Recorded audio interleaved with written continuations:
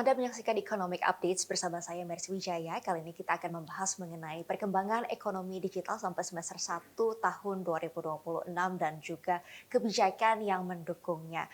Untuk membahas lengkapnya telah hadir bersama kami Wakil Menteri Komunikasi dan Digital Republik Indonesia, Bapak Nizar Patria. Pak Nizar, terima kasih telah bergabung dengan CNBC Indonesia. Sama-sama, Mbak Mercy. Semoga sehat-sehat ya Pak ya, di Insya Allah, kondisi ya. yang memang banyak tantangan global begitu ya Pak. Kita Betul. melihat bahwa perkembangan digital ini sebenarnya masih banyak potensi di Indonesia dan terus berkembang. Bagaimana Bapak melihat ekonomi digital di Indonesia saat ini Pak? Ya, kalau kita cermati memang kondisi global sangat berpengaruh terhadap pertumbuhan ekonomi digital di eh, sejumlah negara, termasuk juga di kawasan Asia Tenggara dan tentu saja buat negeri kita di Indonesia. Namun demikian, market size dari e-commerce itu bertumbuh sampai dengan 104 miliar US dollar di tahun ini, dan rasa-rasanya kalau proyeksi yang sudah dibuat oleh sejumlah badan survei itu menunjukkan bahwa potensi ekonomi digital kita akan bertumbuh sampai 366 miliar US dollar di 2030. Berarti kita masih on the track gitu. Dan kita harapkan akan terus bertumbuh dengan baik di tahun-tahun ke depan. Ada banyak sisi yang membuat pertumbuhan ekonomi digital, terutama di sektor e-commerce ini meningkat. Tentu saja karena platform e-commerce kita juga cukup aktif, terus juga social commerce kita juga terus bertumbuh ya. Dan ini cukup melegakan buat kita semua karena nantinya sebagai bagian dari pertumbuhan ekonomi digital, dia akan bisa menyumbang angka yang cukup signifikan membantu pertumbuhan ekonomi keseluruhan. Baik Pak, ini berarti di tengah tantangan, ini salah satu kabar baik juga dari sisi ekonomi digital, terutama transaksi di e-commerce-nya masih terus berkembang begitu ya Betul, Pak ya, dan betul. diadopsi oleh banyak pihak. Kalau untuk dari Komdiki sendiri Pak, apakah sudah ada kegiatan-kegiatan atau kebijakan yang dilakukan untuk semakin mendukung ekonomi digital ini Pak, maupun keamanannya? Karena ini kan semakin Iya, penetrasi dalam, keamanan iya, juga menjadi perhatian Pak. betul. Nah, Mercy, tahun ini kita juga sudah mencanangkan satu strategi jangka panjang dari Komdiki ya, dengan tagline yang kita sebut terhubung, tumbuh, dan terjaga. Nah, ini juga kita terjemahkan, kita turunkan menjadi program setiap tahun gitu. Nah, untuk tahun ini tetap dengan perspektif terhubung, tumbuh, terjaga itu kita coba kuatkan di sisi terhubungnya. Sisi terhubung ini berarti kita bicara soal konektivitas ini Mercy ya. Kita bicara soal konektivitas. Nah, saat ini dengan sejumlah moda jaringan telekomunikasi yang kita bangun, antara lain misalnya memperkuat jaringan BTS 4G kita, saat ini sudah mencakup 97% dari wilayah yang dihuni di Indonesia.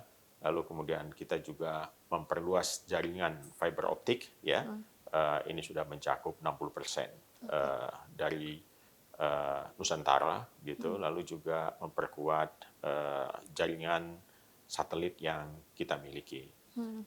Ini semua untuk mendukung bagaimana konektivitas itu bisa menjangkau daerah yang jauh ya, yang ada daerah 3T dan juga mampu mengcover daerah-daerah yang memang membutuhkan konektivitas yang intens, terutama di tempat-tempat di mana kegiatan ekonominya tinggi gitu ya. Kita coba tingkatkan kualitas layanan yang ada di sana. Nah, jaringan 5G juga sedang dalam pembangunan. Sejumlah Opsel melakukan peningkatan kualitas yang menurut saya luar biasa ya upaya-upayanya. Jadi sekarang mungkin penetrasinya sekitar 10 sampai 11% dari total jaringan yang ada, dan kita harapkan dengan 3 operator seluler yang sedang sangat dinamis gitu ya untuk terus meningkatkan kualitas layanan mereka, kita harapkan angkanya bisa lebih tinggi lagi. Dari Komdigi sendiri kan salah satunya juga melakukan lelang frekuensi Pak. Betul, Di tahun ini ada betul. 700 MHz dan Iya, juga 2,6 GHz, iya, Pak. Sebenarnya betul. apakah ini salah satunya juga untuk mendukung konektivitas tersebut agar semakin terhubung, Pak? Betul, betul. Mhm, mhm, 700 MHz itu untuk memperluas cakupan ya dan mhm, layanan kita karena spektrumnya dia cukup luas. mhm, Lalu juga yang 2,6 GHz itu mhm, kita lelang dan rangka memperkuat layanan mhm, broadband yang kita punya untuk mhm, memberikan kecepatan yang lebih baik mhm, gitu untuk mhm. para pengguna yang memakai spektrum 2,6 GHz ini. Heeh. Terkait dengan lelang ini juga, apakah yang nanti dirasakan masyarakat akan jaringan internet atau datanya akan jadi lebih cepat, Pak? Atau akan semakin luas cakupannya ini nanti seperti apa, Pak? Ya, dua-duanya mungkin akan Mhm, dirasakan ada peningkatan, mhm, yaitu mhm, meluasnya cakupan dan juga kecepatan internet kita. mhm, Dan Komdigi dalam hal ini terus berkolaborasi dengan mhm, stakeholder di industri, mhm, terutama di industri telekomunikasi pastinya, mhm, untuk meningkatkan kualitas layanan. mhm, Kecepatan internet kita ini kan harus kita boosting ya, mhm, dan Komdigi sudah membuat perencanaan untuk itu, mhm, dan setiap lelang yang kita lakukan, kita memberikan polise di mhm, mana para operator yang memenangkan spektrum ini mhm, harus memenuhi sejumlah syarat. Antara lain mereka mau membangun di daerah yang jauh itu, di daerah mmm, 3T. Misalnya iya, pemenang spektrum untuk eh, mhm, 700 ataupun yang di 2,6 mhm, gigahertz itu mereka mhm, harus tidak hanya membangun di Pulau Jawa tapi membangun juga di Indonesia Timur oke, gitu. Nah, jadi dikombinasikan kalau menang di Jawa pasti harus membangun di Papua, menang di misalnya mhm, daerah yang lain gitu harus membangun di Sumatera misalnya gitu. mhm, Jadi sudah dibagi demikian mhm, sehingga ada kewajiban ya mhm, dan juga ada tanggung jawab. Ini bagian dari share responsibility dalam mhm, mempercepat akses dan mhm. memperbaiki kualitas layanan untuk seluruh masyarakat Indonesia. Oke, pembukaan lelangnya kan sudah di bulan Ya, April 2026 ya kalau nggak salah ya, betul. Pak. Apakah targetnya di tahun ini, sudah selesai, lelang dan juga bisa langsung dikerjakan gitu, Pak, oleh operator? Iya, Betul. target kita Heeh, September September. 2026, mungkin juga lebih cepat gitu, mungkin di Mmm, bulan Agustus. Mudah-mudahan semuanya bisa beres. Setelah semakin banyak masyarakat yang terhubung dengan akses digital dan juga internet, Pak, kan harapannya tumbuh signifikan begitu Betul, ya, dari sisi tadi betul, Bapak katakan, betul, e-commerce, transaksi digital yang juga betul, mendorong pertumbuhan ekonomi Indonesia betul, gitu ya, Pak, harapannya? betul. Jadi Heeh, setelah terhubung tadi, mhm, setelah konektivitasnya itu bisa kita tuntaskan, mhm, sekarang kita masuk ke tahap bagaimana dia punya impact, bagaimana dia punya makna gitu mhm, dengan adanya konektivitas yang baik ini. Kita mhm, menyebutnya sebagai meaningful connectivity mhm, gitu. Jadi konektivitas yang bermakna lah. mhm, Dengan demikian dia bisa dimanfaatkan mhm, oleh ekosistem yang ada gitu. mhm, Termasuk di sini ekosistem industri yang memanfaatkan jaringan telekomunikasi untuk aktivitas ekonomi, mhm, untuk aktivitas sosial dan lain mhm, sebagainya macamnya. Nah, mhm, di sini kita mencoba memperkuat ekosistem. mmm, Ekosistem. Kita mendorong adopsi misalnya teknologi mhm, eh, yang berbasiskan jaringan telekomunikasi tadi ini ya, oke, misalnya adopsi teknologi mhm, artificial intelligence misalnya oke, AI, lalu juga bagaimana IoT segala mhm, macam itu bisa dipakai untuk memudahkan dan mengoptimalisasi mhm, proses bisnis di sejumlah sektor. mmm, Jadi kita sifatnya di sini betul-betul menjadi enabler mmm. untuk pertumbuhan ekonomi digital yang ada. Terkait dengan AI ini sangat menarik, Pak, karena pertumbuhannya Iya, pesat. Bapak juga dalam beberapa acara mengatakan adopsinya sudah mencapai 92% ya, Pak, di Indonesia? iya, Heeh, adopsi heeh, adopsi penggunaan generative AI ya, generative iya AI. itu sangat luas sekarang. Saya kira itu juga didorong oleh sejumlah platform Mhm, media sosial yang menyertakan fitur artificial intelligence oke, sehingga mhm, memudahkan eh, masyarakat gitu untuk mhm, menggunakan teknologi advance ini ya, mhm, artificial intelligence. Namun demikian kita mhm, juga terus mencermati dan mhm, memonitor bagaimana tingkat adopsi ini mhm, dilakukan dan kira-kira apa risiko-risiko yang akan muncul ke depan. Nah, untuk mmm, itu kita buat satu regulasi ya dalam rancangan dan sekarang sedang berjalan prosesnya. Mudah-mudahan bisa segera diteken menjadi peraturan presiden. Itu adalah peta jalan AI nasional. Peta jalan AI Peta nasional. peta jalan AI nasional. Nah, peta jalan ini penting ya untuk ekosistem dan juga untuk industri serta para pengembang teknologi artificial intelligence, termasuk juga masyarakat, dalam hal ini komunitas-komunitas yang memakai teknologi ini bisa punya panduan ya apa yang harus mereka kerjakan dan apa yang harus mereka hindari.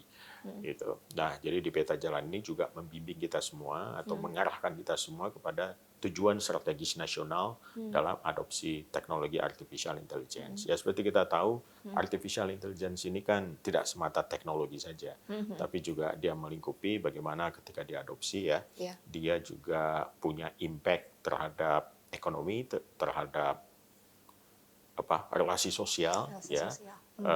Dan dia juga membantu sejumlah sektor-sektor yang sangat strategis, misalnya adopsi di kesehatan, adopsi di pertanian, di transportasi, financial services, gitu ya, layanan keuangan. Ini semua saya kira sektor-sektor strategis yang harus dilihat secara menyeluruh. Jadi tidak bisa secara parsial gitu. Nah, sekali lagi peta jalan ini mengatur strategi itu. Kita mau kemana dan bagaimana pola adopsinya. Nah, dalam soal ini kita memakai pendekatan horizontal dan juga vertikal. Jadi secara horizontal kita di dalam peta jalan memberikan arahan ataupun memberikan sejumlah definisi tentang prinsip-prinsip adopsi AI. Misalnya AI itu harus transparan, AI itu harus akuntabel, terus juga dia harus aman untuk digunakan. Ada 3 prinsip utama yang harus diperhatikan oleh para pengembang dan siapapun yang mengadopsi teknologi ini. Nah, dengan demikian kita harapkan kita tidak menghambat inovasi yang muncul, tapi kita siap untuk melakukan mitigasi risiko dari penggunaan teknologi artificial intelligence ini. Kapan targetnya Pak akan dirilis roadmap-nya? Sedang berjalan prosesnya. Kita berharap tahun ini bisa dikeluarkan peraturan presiden untuk itu. Dan kita juga sedang mempertimbangkan nantinya kalau adopsi ini sudah cukup meluas dan juga dirasakan perlu untuk melakukan eskalasi perundang-undangan gitu ya. Mungkin kita akan menyusun undang-undang tentang artificial intelligence itu. Beberapa waktu lalu saya bertemu dengan teman-teman di parlemen, di DPR, dan mereka mengusulkan bagaimana kalau Komdigi mencoba melakukan exercise untuk soal undang-undang artificial intelligence itu, mengingat adopsinya sudah meluas, penyebarannya juga sudah ke mana-mana, dan impact-nya sudah dirasakan juga. Yang positif dirasakan, juga yang negatif. Misalnya menyebarnya hoax, menyebarnya disinformasi, misinformasi yang menggunakan teknologi artificial intelligence. Ini kan memberikan impact yang negatif ya buat masyarakat. Dan juga bisa merusak banyak hal gitu dengan produksi misinformasi dan disinformasi dengan menggunakan teknologi artificial intelligence ini. Dan kemampuannya menyesatkan luar biasa gitu. Karena apa? Karena dia bisa, misalnya generative AI ya, digunakan untuk misinformasi dan disinformasi. Dengan kemampuan generative AI pada hari-hari ini itu jauh lebih baik, jauh lebih smooth, jauh lebih canggih dibandingkan setahun yang lalu. Gitu. Jadi perkembangannya cepat sekali Mbak Mercy, cepat sekali. Dan ini membutuhkan antisipasi yang tangkas juga untuk melihat perkembangan-perkembangan ini. AI sekarang bisa menghasilkan deepfake, ya kan? Deepfake, AI deepfake yang luar biasa. Ada yang kita sebut dengan kemampuan dia menghasilkan synthetic reality, jadi realitas sintetik. Jadi kita nggak bisa membedakan lagi mana yang otentik, mana yang sintetik itu tadi. Demikian halusnya ya kemampuan artificial generative AI, generative AI yang beredar di tengah masyarakat pada hari-hari ini. Sekarang bahkan produksi video bisa menggunakan AI. dan itu bisa dibuat sangat mirip gitu loh. Bahkan sosok Mbak Mercy juga sebagai seorang host gitu tuh juga bisa dibuat dan dibuat sangat mirip juga gitu. Jadi ada AI versinya versinya Mbak Mercy gitu. Betul. Digital twins gitu Digital istilahnya. twins, betul.